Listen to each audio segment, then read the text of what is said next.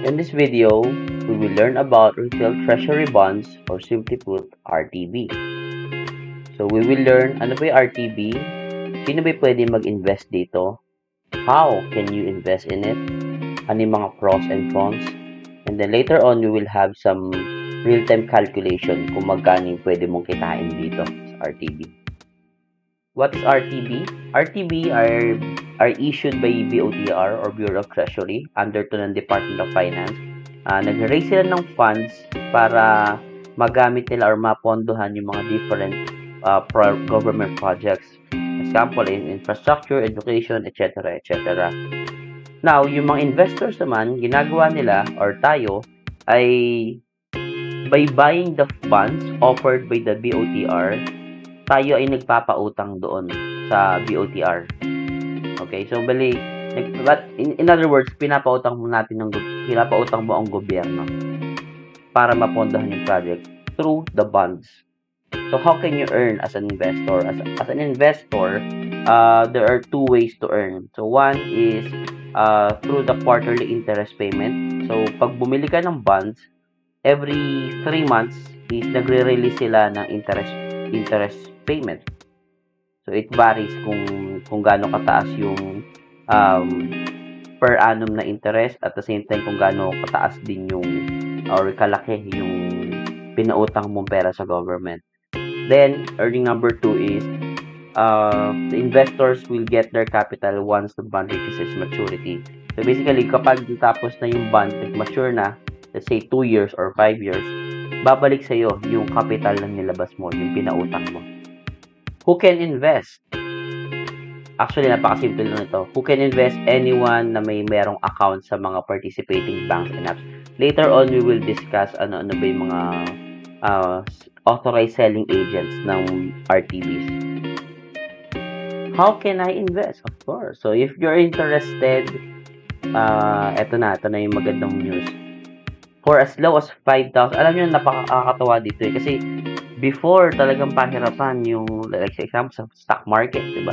Sa stock market, before, milyones ang kailangan mo ilabas bago ka makapag-invest doon. Pero, now, you can start as early as 5,000 pesos. At syempre, hindi magpapahuli RTB. Kasi, for as low as 5,000 pesos, you can start buying bonds. But, it's important to note lang na multiple of 5,000 po ito. So, for example, if you want to buy bonds more than 5,000, you cannot buy 5,500, 5,600, or 6,000. Ano lang siya, parang 5,000, 10,000, 15,000, 20,000. Alam nyo na yun, 5, 10, 15, 20. Then, you can only buy bonds during the offer period. Meron lang siyang offer period na pwede kang bumili ng bonds. You can buy as many bonds as you want, pero you can only buy it on that specific period. Then, sino yung mga participating banks and apps dito? So, marami naman siya. So, we have DBP, Land Bank, BDO Capital, BPI, etc. etc. For apps, we have bonds.ph. So, I personally use this kasi mas madali siya. Although I do have bank accounts dito sa BPI and BDO. Siyempre, para sa mga Pinoy na wala sa Pilipinas, sa OFW, you can also open one through the OF Bank. It's also an app na you can use. Pros and cons. Pros. Number 1, low risk. No hidden charges. So, what you see is what you get. Fixed passive income yan. So, if you want to have the regular, every 3 months kumikita ka ng pera, then eto na siguro ang sagot sa iyong dasal. And then capital preservation, kaya sinabi ko kanina, once the bonds matured, yung lahat ng capital na nilabas mo, babalik sa yan. Ito naman yung mga cons. Cons number 1 is taxable income siya. Unfortunately, it's taxable. So, 20% siya as per the law.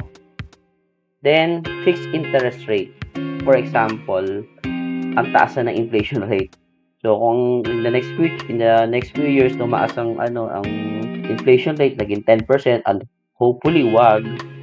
At yung interest rate lang ng bonds mo ay nasa 5%. So, medyo talo ka doon and wala kang magagawa doon. Then, lock-in period. Pwede ka naman magbenta ng bonds midway. So, for example, kailangan mo ibenta yung bond, pwede mo naman ibenta yan. Yun nga lang, there's a higher chance na pag binenta mo yung bond mo, mas mababa siya. Earnings calculator. So, let's look at yung last na RTB offering, which is RTB 30. So, we can see na in-offer to nung February 30 to 23. Then, it has an annual rate of 6.250%. And then, yung lock-in period niya ay 5 years. So, dito, pinapakita lang dito kung gaano ka laking diferensya na pwede mong kitain if mag-invest ka sa RTB 30 as compared dun sa time deposit. So, for example, nag-invest ka ng, let's say, minimum 5,000. So, after 5 years, kumita ka ng 1 to 50. So, pag nag-mature na, magiging 6 to 50, no? Sa isang taon, merong 4 na quarters. So, sa isang taon, 4 na beses kang kikita. So, yung 1 to 50 mo, syempre 5 years yan. So, 5 years times 4, which is 20. So, meron kang 20 quarters na kikita ka dun sa interest. So, sa 5,000 na investment mo, every quarter, kikita ka na 62.5 pesos. Medyo maliit siya, no? Pero, syempre, sa rule of investing, the more, the merrier. So, let's say, mayaman-yaman ka. Sabihin natin 200,000. Sana all meron. 200,000, meron kang 50,000 after 5 years. So, 250,000. So, 50,000 divided by 20, 2,500 per quarter. So, yan. So, compare natin sa time deposit. After 5 years ka nag-ipon, 9,000 lang yung kinita ng yung 200,000. So, kita natin laking difference, no? 41,000. So, yan yung RTB 30. So, sa next offering, for sure meron uli yan. So, check nyo na lang po dun. After all the learnings that you have learned today, ang tanong, should I invest in RTB? So, the answer for that may vary from person to person.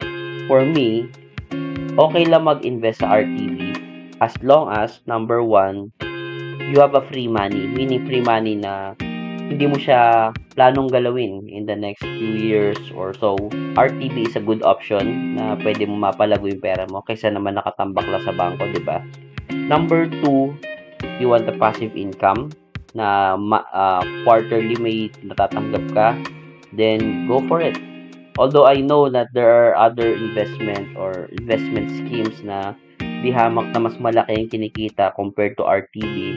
I can say na RTB can be a good element in your portfolio para ba ma-diversify yung kung saan nakalagay yung savings mo, hindi lang sa isang basket, di ba? So yeah, it's up to you guys if you want to invest in the RTB, but I personally invest here kasi I love passive income. So yun,